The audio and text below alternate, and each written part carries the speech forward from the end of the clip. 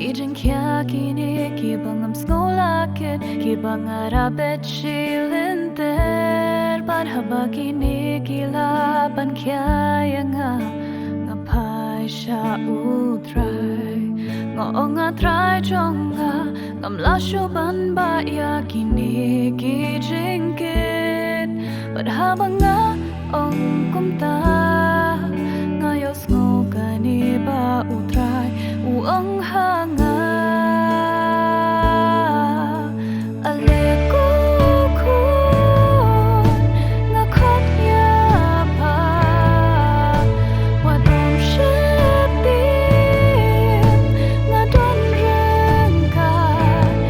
ai ka jing it ka jonga kantap ya ki jing duna aleku kun shanga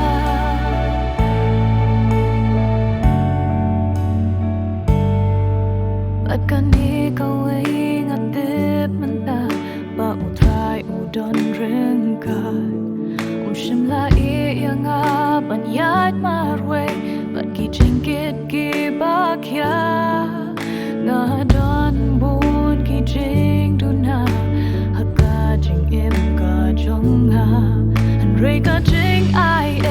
ka jong utrai ka dap yang Bangan om plet ya kani ya ka pa utrai ula ong hang